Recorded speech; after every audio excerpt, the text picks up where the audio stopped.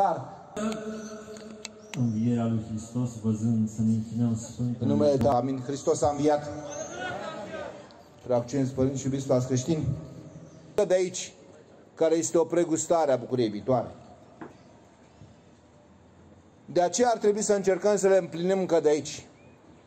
Dacă nu împlinim aceste fericiri, atunci cum vom putea avea parte de rodul pe care Dumnezeu, cuvântul întrupat, ni-l făgăduiește? Sfântul Ioan Rus, un om mărturisitor, știți foarte bine, și știți viața, și știți mine, de asta sunteți aici. Și dăm slavă lui Dumnezeu că anul acesta putem să fim aici, să nu mai fie tristețea de acum 2 ani. Dăm slavă lui Dumnezeu și mulțumim Dumnezeu pentru aceasta și ne rugăm lui Dumnezeu cu lacrimi și Sfântului să nu mai îngăduie să vină peste noi urgia de a nu putea să-L cinstim cum se cuvine de ziua Lui.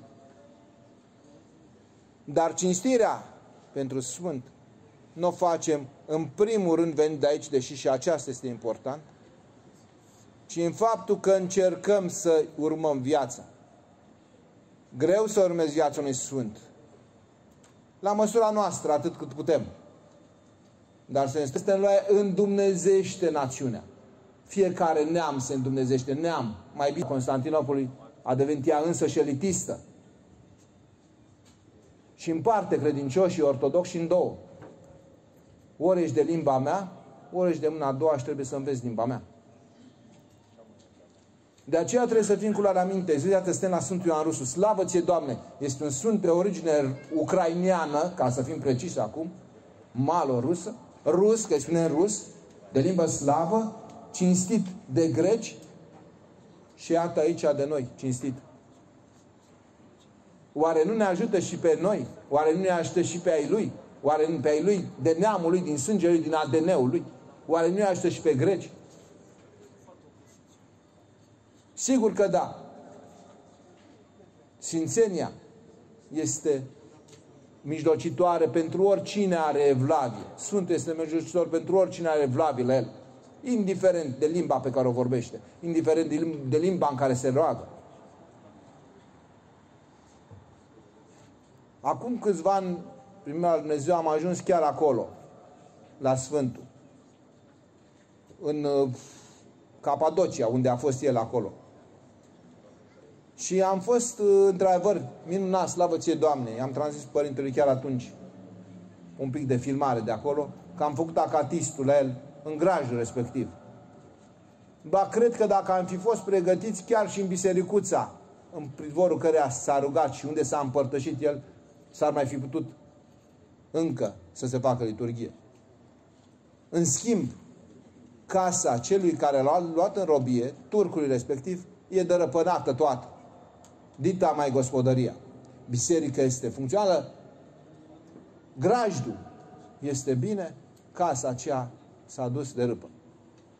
Și am înțeles, chiar dacă m-am întristat, să știți, m-am întristat cum Capadocia este pustie de creștini, am înțeles cum slava lui Dumnezeu și harul lui Dumnezeu lucrează acolo unde este un om sfânt sau unde a fost un om sfânt. În mod special, acolo, la Sfântul. Pentru că s-au păstrat locul unde s-a nevoit, s-a păstrat biserica unde s-a rugat, deși sunt pe un teritoriu necreștin, ca să nu spun de-a dreptul păgân. În schimb, gospodăria aceluia necreștin s-a pierdut. Și atunci m-am gândit și mă gândesc și acum că ceea ce trebuie noi să facem, dacă vrem să rămânem în veșnicie, este să păstrăm dreapta credință și dreapta viețuire. Și să nu ne lăsăm amăgiți de ispitirile lumii contemporane,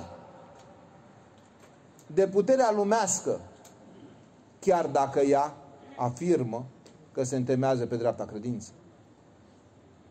Să ne lăsăm îndulciți de unii sau de alții. Pentru că dacă ne lăsăm îndulciți, devenim lumești. Ceea ce Sfântul n-a făcut.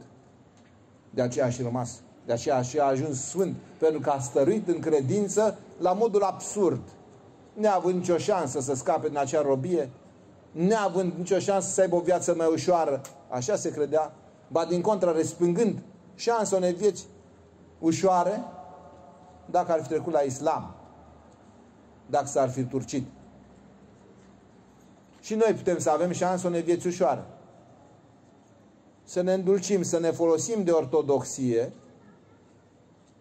pentru a dobândi, a fi plăcuți mai mari în lumea acestea. Dar atunci nu vom ajunge la Hristos. Sau putem și trebuie să-i placem lui Hristos, indiferent de cum sunt mai mari lumea acestea, și Hristos va avea grijă de noi. Așa cum și de Sfântul, de aceea îi spune și nu mărturisitor și nu mucenic, a avut grijă. Pentru că după ce a trecut prin acei ani mulți și grei, de umilire, de batjocură, de bătăi, chiar și păgânul de stăpân al său și ceilalți de acolo, musulmanii de acolo, au ajuns să-l aprecieze cumva ca omul lui Dumnezeu. De aceea am această nădejde că dacă reușim să trăim creștinește, să păstrăm dreapta credință, nu ca să plăcem oamenilor, indiferent cine este acești oameni, ci ca să plăcem Sfinților, atunci Dumnezeu va avea grijă de noi și de urmașii noștri și de țara aceasta.